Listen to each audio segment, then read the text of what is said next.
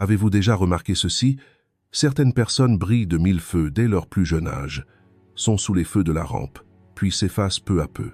D'autres restent longtemps silencieuses, invisibles. On les qualifie même de tardives. Et puis, plus tard dans la vie, elles émergent de façon inattendue, plus stables, plus calmes, plus efficaces. Selon Carl Jung, ce n'est pas un hasard.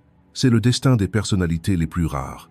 Et si cette vidéo vous semble étrangement familière, ce n'est pas un hasard si vous êtes arrivé jusqu'ici.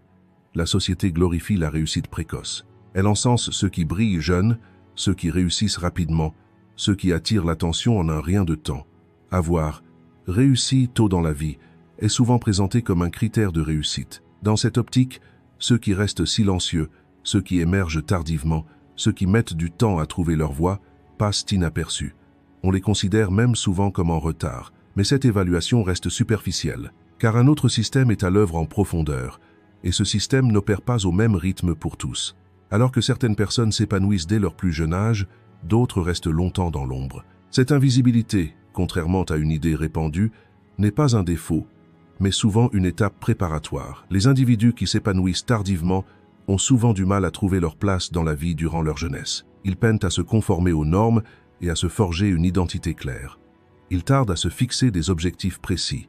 Tandis que leur environnement évolue, ils semblent stagner. De l'extérieur, cela est perçu comme de l'indécision, de la désorganisation ou un manque de confiance en soi. Pourtant, une toute autre dynamique est à l'œuvre en eux. Ils sont au cœur d'un processus si profond qu'ils ne peuvent encore le révéler au monde extérieur. Ils cherchent d'abord à se connecter à eux-mêmes, avant même de se connecter au monde. Cette connexion n'est pas aisée, car dans cette introspection, l'individu se retrouve seul face à des questions existentielles incontournables. Des questions telles que « Qui suis-je ? À qui j'appartiens ? Pourquoi suis-je ici ? Que désirais-je vraiment ?» restent souvent sans réponse claire dans la jeunesse. Par conséquent, les personnes qui s'épanouissent tardivement semblent souvent agitées. Elles ne ressentent pas un véritable sentiment d'appartenance. Elles ont du mal à s'adapter rapidement aux différents rôles. Elles ne peuvent pas donner automatiquement les réponses attendues. Cela les ralentit, mais cela les enrichit aussi. Car là où il n'y a pas de vitesse, la conscience émerge. Au début de leur vie, beaucoup sont façonnés par les attentes du monde extérieur. Ils trouvent leur voie à travers les études, la carrière, le statut social et la recherche d'approbation. Ceux qui s'épanouissent plus tard peuvent ne pas intérioriser immédiatement cet aspect. Ils ressentent un sentiment de disharmonie intérieure. Ils éprouvent une tension entre ce qu'ils devraient faire et ce qu'ils veulent être. Cette tension peut parfois être épuisante. Ils commencent à se sentir inadéquats. Ils pensent être en retard. La crainte de s'être égaré dans la vie surgit, mais cette angoisse n'est pas un problème superficiel. Elle provient du fait que le moi n'est pas encore clairement défini. À ce stade, une vérité importante se révèle. Ceux qui progressent rapidement avancent souvent avec des identités préétablies. Ceux qui progressent lentement, en revanche, construisent leur identité. Ce processus de construction est invisible de l'extérieur. Il ne suscite pas d'applaudissements. Il est impossible à mesurer. Pourtant, il est extrêmement déterminant. Car dans ce processus, une personne commence à développer son propre repère intérieur et non la définition d'autrui. Elle apprend progressivement à discerner quand dire oui, quand se retirer et ce qui lui appartient. Ce discernement constitue un fondement inébranlable pour l'avenir. Les personnes qui s'épanouissent tardivement peuvent ne pas connaître de réussites éclatantes avant un certain âge. Leur parcours professionnel n'est pas linéaire. Leurs relations peuvent être à la fois enrichissantes et épuisantes. Leurs expériences sont fragmentées, mais ces fragments ne sont pas le fruit du hasard. Ils s'assemblent avec le temps. Quelque chose change à un âge avancé. La conscience longtemps accumulée en soi commence à se manifester dans le monde extérieur. On sait désormais précisément ce que l'on ne veut pas faire. Cette clarté accélère la prise de décision. L'énergie ne se dissipe pas, la concentration se renforce. C'est là que ceux qui brillent tardivement prennent leur envol, car ils n'essaient plus de faire leurs preuves. Ils ne se transforment plus pour s'intégrer. Ils ont accepté leur propre rythme. Cette acceptation engendre une force sereine. Le succès, qui apparaît comme une percée soudaine, est en réalité le fruit d'années de préparation discrète. On le confond souvent avec la chance, on parle de coïncidence. En fait, il s'agit du reflet d'un processus intérieur accompli qui se manifeste dans le monde extérieur. Briller tardivement n'est pas un désavantage. Bien interprété, c'est un signe de profondeur. La vie ne se déroule pas au même rythme pour tous. Certains la reçoivent tôt et la vivent intensément. D'autres la reçoivent tard et la portent en eux durablement. C'est précisément le schéma sous-jacent décrit dans cette section. Les chemins qui débutent discrètement mènent souvent aux destinations les plus sûres. Le succès rapide est souvent admiré. La société prend pour modèle ceux qui réussissent vite et ne remet pas en question leur parcours. L'accès précoce au statut, au pouvoir et à la visibilité est présenté comme une récompense. Cependant, selon Carl Jung, cette ascension fulgurante a souvent un prix invisible. Le persona. Le persona est le visage qu'un individu présente au monde. C'est une identité construite pour être acceptée, façonnée par les attentes et souvent inconsciente. C'est avec ce persona que l'on parle, que l'on prend des décisions et que l'on tisse des relations. À première vue, il est fonctionnel car il assure la conformité, apporte l'approbation et ouvre des portes. Grâce au persona, l'individu s'adapte rapidement au rythme de la société. Il sait quoi dire, comment se comporter. Ses réactions sont mesurées et ses émotions maîtrisées. Cette maîtrise constitue un avantage, surtout au début de la vie. La progression dans le monde des affaires, l'acceptation et le statut social sont facilités par ce masque. Mais cette rapidité a un revers. Le vrai moi est relégué au second plan. Les besoins profonds sont étouffés et les questions dérangeantes sont repoussées. Au bout d'un certain temps, la personne devient incapable de distinguer ce qui la représente de ce qu'elle est réellement. Plus le personnage se renforce, plus la distance entre elle et son monde intérieur se creuse. Tout en paraissant réussir extérieurement, l'individu commence à ressentir un vide intérieur incertain. Tout semble aller bien, mais il manque quelque chose. Cet élément manquant ne peut être clairement défini comme un problème, car la personne est convaincue de la justesse de ses actions. Le problème réside moins dans un mauvais choix que dans un manque de connexion. Une personne incapable de se connecter à son être véritable ne peut éprouver de satisfaction intérieure, quels que soient ses progrès. Dès lors, le succès rapide devient moins une réussite qu'une fuite. Au lieu de s'arrêter pour ressentir, la personne choisit d'aller de l'avant. Au lieu de ralentir, elle endosse davantage de rôles. Elle devient plus visible. Elle tente de paraître plus forte. Cet effort renforce encore le personnage. Avec le temps, l'individu ignore ce qui restera une fois ce masque tombé, car son monde intérieur a été longtemps négligé. Cette négligence se manifeste de diverses manières au fil des années. Fatigue inexpliquée, détachement soudain et agitation sans raison apparente. Selon Jung, le personnage est une structure nécessaire, mais dangereuse lorsqu'il est vécu isolément. Si une personne n'existe qu'à travers son personnage, son équilibre intérieur est perturbé, car le moi ne se limite pas à un seul visage. Les émotions refoulées, les désirs inavoués et les aspects non acceptés s'accumulent dans l'inconscient au fil du temps. Cette accumulation ressurgit sous forme de réactions incontrôlables. Même si le succès se poursuit, le conflit intérieur s'intensifie. La personne commence à ressentir une aliénation dans sa propre vie. Le personnage qui accompagne un succès fulgurant peut donner un sentiment de puissance, mais ce pouvoir est fragile, car il repose non pas sur l'intégrité intérieure, mais sur la validation extérieure. Lorsque cette validation diminue ou que le rôle perd sa légitimité, la personne est ébranlée. C'est pourquoi certaines personnes s'effondrent au sommet. Elles se sentent perdues, même lorsqu'elles ont tout. Cette situation n'est pas perceptible de l'extérieur, car le personnage est toujours là. Le sourire persiste, les mots sont choisis avec soin, mais une séparation intérieure s'est installée. Ceux qui se lèvent tard ne tombent généralement pas dans ce piège du premier coup, car ils ne peuvent pas rapidement se forger une identité. Les masques deviennent trop lourds à porter, le rôle devient épuisant. Par conséquent, leur progression au sein du système est lente, mais cette lenteur crée un atout considérable pour l'avenir, car le moi se développe à la place de l'identité. La personne découvre qui elle est et sur quoi elle fonde ses actions au fil du temps. Cette découverte est douloureuse mais durable. Le succès rapide peut être éphémère. L'intégrité, en revanche, engendre une force pérenne. Tout ce que l'on gagne grâce à une identité a un prix, celui de soi-même. Ce prix n'est pas immédiatement perceptible. Il se fait sentir avec le temps. Et la plupart des gens sont contraints de s'arrêter pour la première fois lorsqu'ils en prennent conscience. Lorsqu'une identité est portée longtemps, elle devient une armure naturelle pour l'individu. Cette armure semble d'abord protectrice. La personne se croit indemne, insensible, inébranlable. Mais à mesure que l'armure s'épaissit, le contact diminue. La personne prend ses distances non seulement avec les autres, mais aussi avec ses propres émotions. Même la joie est vécue de manière contrôlée. La colère est refoulée. La peur est ignorée. Ainsi, La personne paraît forte mais perd peu à peu sa vitalité. La vie devient mécanique. Le succès est au rendez-vous, mais la satisfaction intérieure ne se manifeste pas. Cette situation la plonge dans une solitude profonde, une première pour elle. Avec le temps, le masque se fissure, car on ne peut vivre en restant impassible. La plupart des gens préfèrent voir la vie du bon côté.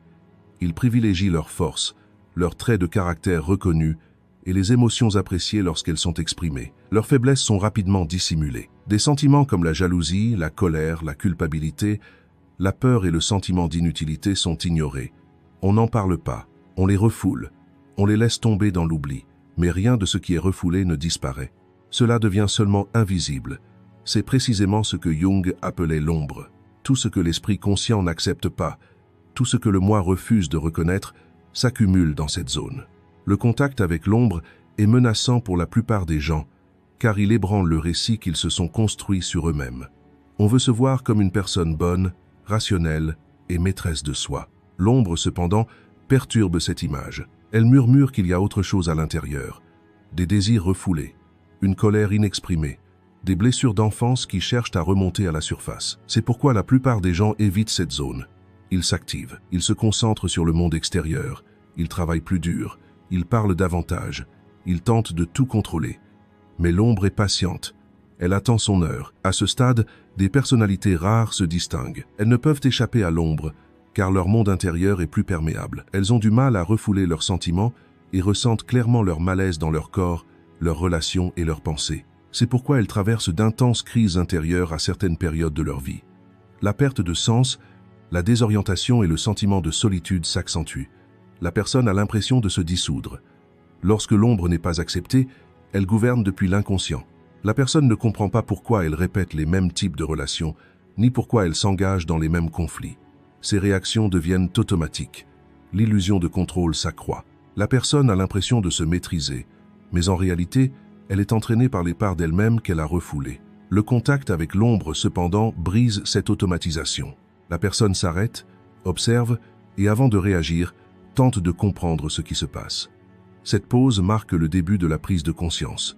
Ce processus est lent. La confrontation avec l'ombre ne se fait pas en un instant, mais progressivement, couche par couche. Parfois, la personne se retire. Parfois, ils retombent dans leurs vieilles habitudes. Mais chaque contact élargit un peu plus le champ de conscience. La personne ne se définit plus par une seule étiquette. Au lieu d'être bonne ou mauvaise, elle s'attache à être pleinement humaine. Cette approche engendre une sagesse douce. La dureté diminue, le jugement s'adoucit, la flexibilité intérieure s'accroît. Cette phase est cruciale dans la vie de ceux qui brillent tardivement, car ce qu'ils y gagnent, ce n'est pas la vitesse, mais la profondeur. Ils commencent à agir non plus selon les attentes d'autrui, mais selon leur propre équilibre intérieur. De l'extérieur, une certaine incertitude peut encore sembler présente, mais un centre solide se forme en eux. Ce centre simplifie les décisions prises ultérieurement. L'énergie n'est pas gaspillée. Ils perçoivent plus clairement ce qu'ils peuvent porter et ce dont ils doivent se libérer. Le contact avec l'ombre est un lieu que la plupart des gens évitent, car il exige du courage. Il exige d'être capable de regarder en face sans se justifier ni chercher d'excuses. Ceux qui font preuve de ce courage luttent au début, mais avec le temps, ils acquièrent une sérénité inébranlable, car ils ne fuient plus leur propre personne. La fin de cette fuite fait naître une force insoupçonnée plus tard dans la vie. Le langage de celui ou celle qui entre en contact avec son ombre se transforme. Il ou elle ne s'exprime plus de manière péremptoire. Il ou elle ne porte plus de jugements hâtifs, car elle reconnaît désormais sa propre complexité. Cette familiarité favorise une attitude plus prudente envers autrui. On perçoit intuitivement qu'il existe une raison sous-jacente à chaque action, au-delà des apparences. Cette intuition apaise les conflits et ralentit les réactions. Le silence n'est plus une fuite, mais un espace de conscience. Même dans le silence, on sait ce que l'on fait. Avec le temps, le contact avec son ombre approfondit le respect de soi, car on ne ressent plus le besoin de perfection. On réalise qu'on peut vivre sans nier son obscurité intérieure. Cette prise de conscience a un effet libérateur. On devient moins dépendant de l'approbation des autres. On puise sa force non plus dans des réflexes défensifs, mais dans une ouverture intérieure. Cette ouverture procure une stabilité inattendue, tant dans les relations que dans la productivité, plus tard dans la vie. Celui ou celle qui a fait la paix avec son ombre agit avec une plénitude intérieure indissociable. Dans la petite enfance, le besoin de contrôle remplace le sentiment de sécurité. On se sent plus à l'aise en planifiant.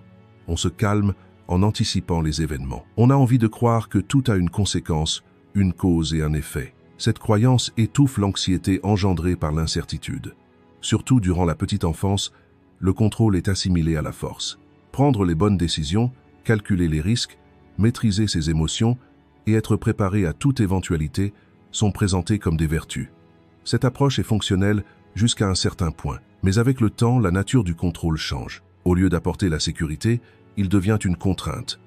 Carl Jung affirme que le besoin de contrôle est un mécanisme de défense du moi. À mesure que les problèmes qu'une personne ne parvient pas à résoudre dans son monde intérieur s'accumulent, elle se tourne vers la régulation du monde extérieur. Tenter de tout contrôler est en réalité une tentative de réprimer l'incertitude intérieure. Cet effort passe longtemps inaperçu, car la personne se perçoit comme disciplinée, forte et responsable. Mais derrière cette image se cache une tension constante. Le moindre revers provoque un profond malaise. La colère surgit dès que le plan est perturbé. Une situation inattendue engendre des réactions disproportionnées. C'est précisément là que l'illusion de contrôle entre en jeu. Plus une personne croit pouvoir tout contrôler, plus elle devient vulnérable. Car la vie n'est jamais totalement prévisible. Les relations, les émotions, le corps et le temps ne sont pas entièrement sous notre contrôle. Malgré cela, on déploie davantage d'efforts pour maintenir ce contrôle. On réfléchit davantage. On analyse davantage. On intervient davantage. Cette intensité devient épuisante avec le temps. La personne se sent constamment sur le qui-vive. Elle ne parvient pas à se reposer. Elle ne peut plus faire confiance au cours des choses. Cette phase s'accentue généralement vers le milieu de la vie. Avec le recul, elle réalise « J'ai essayé de tout faire correctement, mais je n'ai ressenti aucune paix. Même lorsque tout allait bien, la paix me manquait. » Cette prise de conscience est brutale, car la personne constate que la stratégie sur laquelle elle s'est appuyée jusqu'alors ne fonctionne pas. Au lieu de se sentir en sécurité en ayant l'impression de maîtriser la situation, elle est devenue encore plus tendue. À ce stade, l'illusion commence à se fissurer. L'effondrement n'est pas toujours spectaculaire. Parfois, il est progressif. Il se manifeste par une perte de sens. Le travail accompli n'est plus aussi satisfaisant. Les succès n'apportent qu'un soulagement éphémère. La patience dans les relations diminue.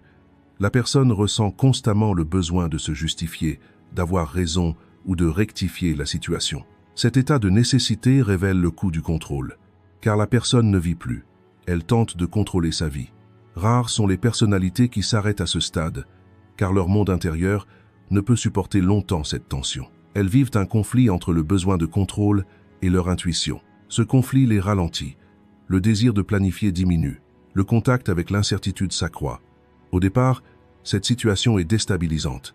La personne commence à se sentir perdue, mais avec le temps, une autre prise de conscience émerge. L'existence de ce qui est incontrôlable est acceptée. Cette acceptation n'est pas une capitulation, mais une ouverture. Cette étape est cruciale dans le processus d'individuation de Jung, car le soi ne s'approfondit que lorsque l'illusion du contrôle se dissipe. Lorsqu'une personne comprend qu'elle ne peut pas tout contrôler, elle dirige son énergie vers les domaines où elle peut réellement avoir un impact. Les réactions diminuent, l'observation s'affine. Une perspective plus large se développe sur ce qui se passe. La personne n'intervient plus automatiquement dans les événements. D'abord, elle prend conscience de ses ressentis. Ensuite, elle décide de la marche à suivre. C'est dans ce délai que se révèle la véritable force. La perte de contrôle ne la laisse pas sans défense. Au contraire, elle la rend plus résiliente. Elle lui apprend à suivre le cours de la vie et non à le combattre. Cette flexibilité procure une stabilité inattendue par la suite, car la personne ne cherche plus à tout contrôler. Elle sait lâcher prise quand c'est nécessaire, se retirer quand il le faut. Cette attitude peut paraître passive de l'extérieur, mais elle est en réalité profondément consciente. L'effondrement de l'illusion de contrôle est un seuil crucial dans la vie. Pour ceux qui le franchissent, le monde semble moins menaçant. L'incertitude cesse d'être l'ennemi. La personne ne se sent plus constamment en lutte contre la vie. Ce soulagement intérieur prépare le terrain à une transformation profonde par la suite. La seconde moitié de la vie commence discrètement. Elle ne s'annonce ni par un signe éclatant, ni par un événement dramatique, ni par une rupture nette et visible. Le plus souvent, elle se manifeste par un sentiment intérieur subtil mais persistant. On réalise que nos actions n'ont plus la même signification. Les succès sont toujours là, les responsabilités persistent, la vie semble continuer son cours. Mais quelque chose a changé en nous. Les mêmes choses ne nous satisfont plus. Les mêmes objectifs ne nous enthousiasment plus. Ce changement est déstabilisant pour beaucoup, car l'ordre établi est ébranlé. On a l'impression que les motivations sur lesquelles on s'appuyait jusqu'alors ont perdu de leur force. Selon Carl Jung, cette période n'est pas une crise, mais une transition.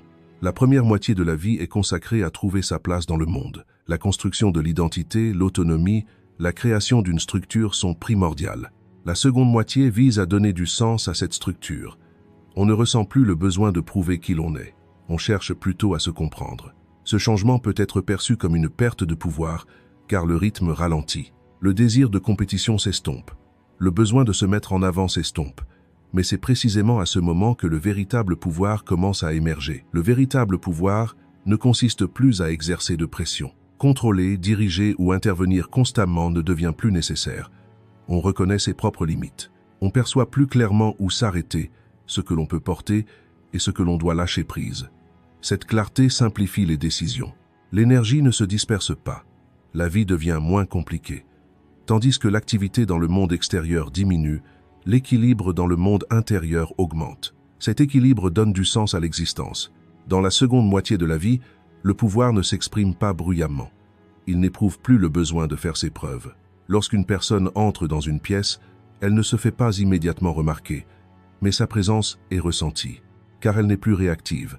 Elle observe ce qui se passe. Elle ne nie pas ses émotions, mais elle ne se laisse pas submerger.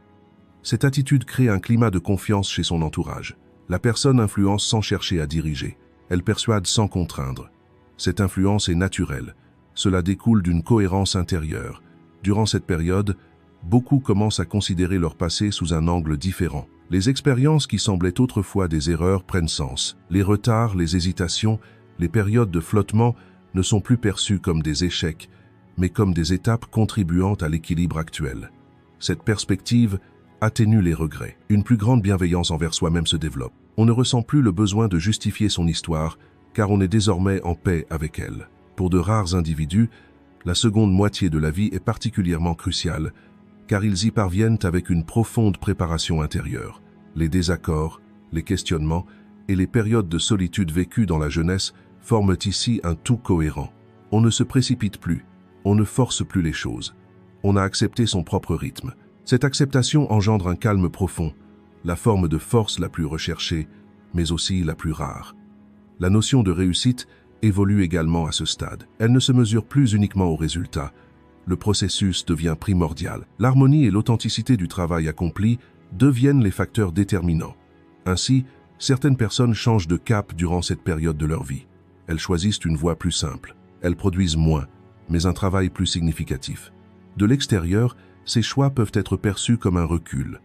En réalité, ils sont le fruit d'une grande clarté intérieure. La seconde moitié de la vie n'appauvrit pas une personne. Au contraire, elle la libère des fardeaux inutiles. Les masques tombent, les défenses s'assouplissent. La personne établit une relation plus directe avec elle-même. Cette relation forme un socle solide face aux incertitudes du monde extérieur. C'est précisément là que réside la véritable force. Une force tranquille, discrète et durable. Pour celui ou celle qui est guidé, par cette force, la vie n'est plus un champ de bataille, mais un cheminement conscient. Durant cette période, la perception du temps se transforme également. La précipitation cède la place à la sélectivité. On n'accepte pas toutes les invitations, on ne saisit pas toutes les opportunités. Cette sélectivité n'est pas de l'indifférence, mais une conscience de la valeur. On reconnaît les limites de son énergie et on la dirige vers les domaines qui créent véritablement du sens. Cette orientation transforme une vie chaotique en une vie simplifiée. Même les décisions quotidiennes engendrent moins de conflits intérieurs, car l'individu sait désormais pourquoi il agit ainsi.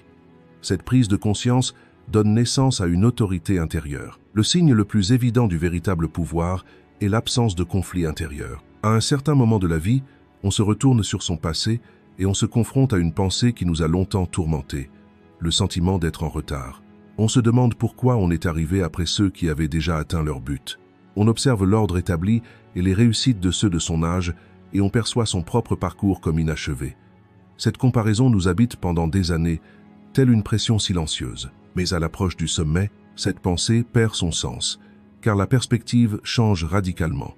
La différence entre arriver en retard et arriver préparé devient évidente. Ceux qui arrivent en retard restent longtemps invisibles. Ils ne choisissent pas de rester dans l'ombre. Ils ne se sentent pas prêts à monter sur scène. Pendant ce temps, la vie les façonne. Ils traversent des périodes d'erreurs, de revers, de pertes et de désorientation. Vues de l'extérieur, ces expériences semblent éparses. En réalité, chacune contribue à la maturation d'un aspect différent de soi. On apprend ce qu'on ne peut supporter, ce qui ne nous appartient pas et sur quel chemin on s'est égaré. Cet apprentissage est lent mais durable. Ce que nous appelons le sommet n'est pas un bond soudain. C'est la manifestation extérieure de la clarté qui s'est accumulée en soi depuis longtemps. On sait désormais avec certitude non pas ce que l'on veut être, mais ce que l'on n'est pas. Cette connaissance procure une grande légèreté. Les décisions deviennent plus simples, l'effort diminue, la contrainte disparaît. La vie cesse d'être une épreuve constante. Elle devient un chemin consciemment tracé. À ce stade, le succès n'épuise plus l'individu. Il le nourrit. Être préparé ne signifie pas avoir toutes les réponses. Au contraire, cela implique d'accepter l'incertitude. On ne ressent plus le besoin de tout contrôler. On ne se sent plus obligé de combler tout vide. Le silence ne dérange pas. L'attente ne crée pas d'impatience. Cette attitude peut paraître passive vue de l'extérieur. En réalité, elle repose sur une profonde confiance. On ne se défend plus contre la vie, on l'accompagne. C'est précisément là que la différence avec ceux qui arrivent tard devient manifeste. Ils ne font pas du succès le fondement de leur identité. Ils ne se définissent pas par ce qu'ils possèdent. Par conséquent, leur peur de la perte est moins forte. Ils puisent leur force non pas dans les positions, mais dans leur cohérence intérieure. Cette cohérence se manifeste également dans leurs relations. On se sent plus serein en leur présence, car ils ne jouent pas la comédie. Ils sont authentiques. Cette authenticité, avec le temps, crée une puissante attraction. Ceux qui atteignent le sommet tardivement n'éprouvent plus le besoin de faire leurs preuves. Leurs accomplissements parlent d'eux-mêmes, mais ils restent discrets. Ce silence n'est pas un vide, c'est un état de plénitude intérieure. L'individu agit en pleine conscience de ses paroles, de ses omissions et de ses omissions. Cette sélectivité simplifie la vie. Les fluctuations du monde extérieur les affectent moins, car un centre solide s'est formé en eux. Ce centre est le fruit d'une conscience accumulée au fil des années. La personnalité s'est affinée. Le contact avec l'ombre a été établi. Le besoin de contrôle a été apaisé. Et une véritable force s'est révélée dans la seconde moitié de la vie. Lorsque toutes ces étapes se rejoignent, il n'en résulte pas un succès tardif, mais une plénitude qui a su attendre son heure. La personne n'est plus fragmentée. Les différentes périodes de sa vie ne s'opposent plus. Elles deviennent toutes des parties significatives d'une même histoire. L'apogée de ceux qui y parviennent tardivement est discrète. Elle ne fait pas les gros titres, mais elle est profonde. Car celui qui atteint ce point a cessé de fuir lui-même. La présence d'une personne en paix avec elle-même se ressent dans chaque environnement. Ce sentiment n'engendre pas de pression, il apaise. Les gens se méfient moins d'elle, ils sont plus ouverts. Cet effet ne s'apprend pas, il ne s'imite pas, il ne s'acquiert que par l'expérience. Finalement, l'individu réalise qu'il n'existe pas de vie vécue trop tard. Il existe une vie qui n'est pas encore pleinement préparée. Lorsque la préparation est achevée, la notion de temps perd son importance. Car la personne est désormais là où elle doit être, dans l'état où elle doit être. C'est précisément ce que nous appelons l'apogée. Il ne s'agit pas d'atteindre un point, mais de s'aligner pleinement avec soi-même. Et lorsque cet alignement se produit, même au dernier stade de la vie, il ne reste qu'une force tranquille et une profonde satisfaction. Ceci conclut notre vidéo. Pour plus de contenu, abonnez-vous à notre chaîne. Si vous souhaitez nous soutenir financièrement, vous pouvez devenir membre en cliquant sur le bouton « Rejoindre ». Merci.